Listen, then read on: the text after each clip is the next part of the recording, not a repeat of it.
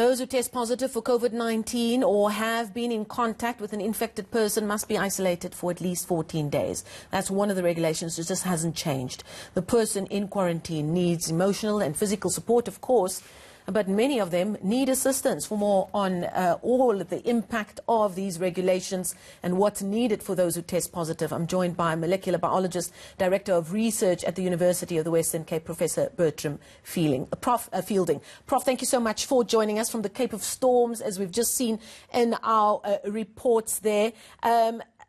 We're dealing with a virus that many have said health professionals around the world have struggled to keep track of how it's changed and how it should be treated. But the one thing that has stayed constant since we first heard of the coronavirus, now many months ago, is once you test positive, there is a period of 14 days that you do need to stay isolated. And social distancing is one of the most important ways to try and stop that trend. As a scientist, as a virologist at your core,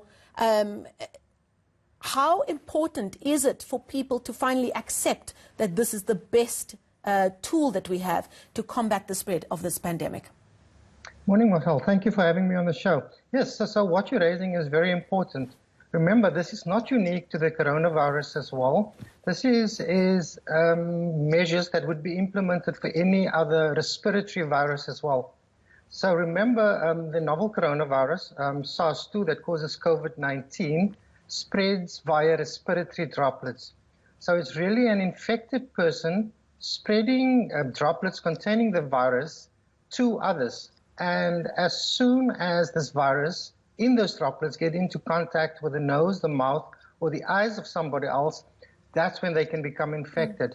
So those measures of not touching your face, staying 1.5, 1.8, 2 meters away from somebody else is really effective in preventing that movement of those droplets, not really the virus, but the droplets containing the virus from the infected person to the uninfected person.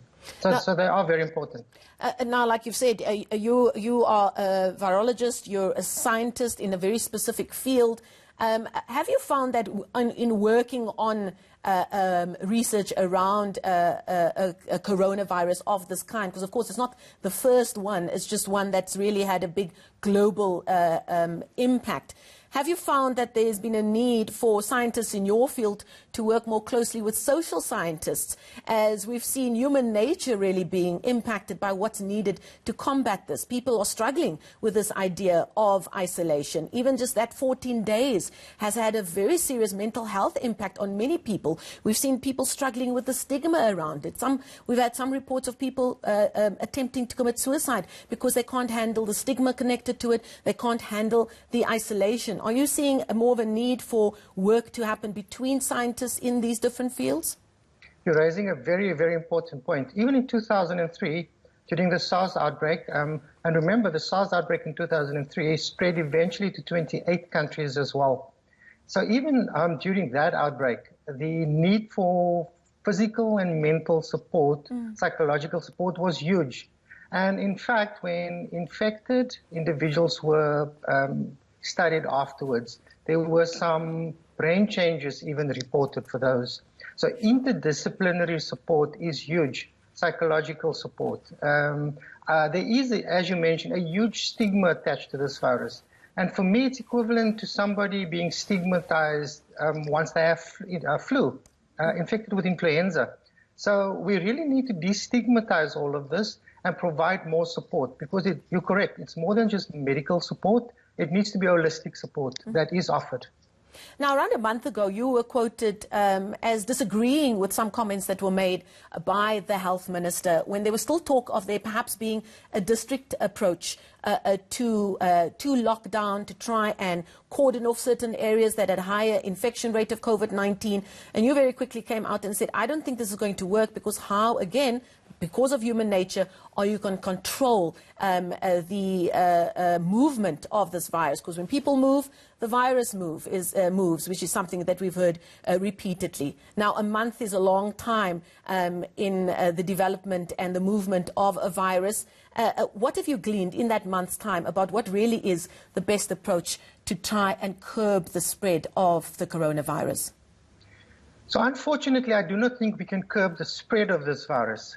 As I've mentioned earlier, this virus spreads in the same way as flu does. So for me, it's more a question of how do we protect the vulnerable groups? And the vulnerable groups at this moment are still those older than 55 with comorbidities, which means they have other diseases, and our medical personnel. Those are the ones we really need to protect. So the district approach, I'm still not agreeing with, because as you mentioned, movement of people between districts can never be stopped. Somebody living in an informal settlement inevitably works somewhere else. And if you've gone to any of our lower socioeconomic communities, lockdown really never happened in those. So it's not about stopping the spread of this virus, it's protecting those vulnerable. Because if you look at the numbers, the mortality rate, and every death is a tragedy, but the mortality rate is still small. And the majority of those who have died are older individuals with comorbidities. Let's look at protecting those people. Before I let you go, let's talk a bit about research being done. I mean, we hear every week or so we get an update on these many hundreds of vaccines that's being worked on by experts such as yourself across the world. The University of the Western Cape was in the headlines just a couple of months ago because they made big strides when people were just trying to figure out just what the coronavirus looks like in its entirety. But this is not an overnight experience or an overnight check that can be written. We're told out of the hundreds of vaccines in process at the moment, only about 15 are at a point of trials, and I think one of the international ones will go into trial, I think, at Wits University, if memory serves me well. Talk to us just about the work being done by the different experts at the different universities, especially here in South Africa. Are the teams speaking to each other? What kind, and of course, the big question is, what kind of time frame are we looking at in terms of finding at least one vaccine that could work? So you once again, you're correct. A vaccine has been tested, or the testing have started on a vaccine last week from Wits, and scientists have no choice. They need to work together. This became very evident in 2003 during the SARS outbreak.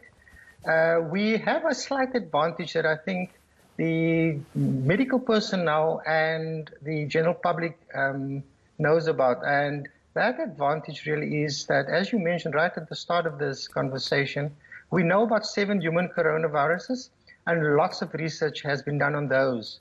So we have a really good starting base when we're looking at this new novel coronavirus. So many of the drugs and antivirals that we're seeing is based on knowledge that we have learned and gleaned from those previous coronavirus outbreaks. So I am very optimistic that we could see a vaccine. I'm not optimistic that it would be soon. I think the earliest would probably be mid next year. But for me, once again, even if we do have a vaccine or an antiviral, it is really about making those available to the vulnerable groups. Because more than 95% of individuals who are infected are either asymptomatic or very mild to moderate symptoms. So you really do not need to treat or target those individuals. Professor Burtram Fielding, a very sensible insight there. Thank you so much for joining us this morning. Professor Burtram Fielding is with the University of the Western Cape, and he's joining us, or he joined us there via Skype. Thank you so much for your time this morning.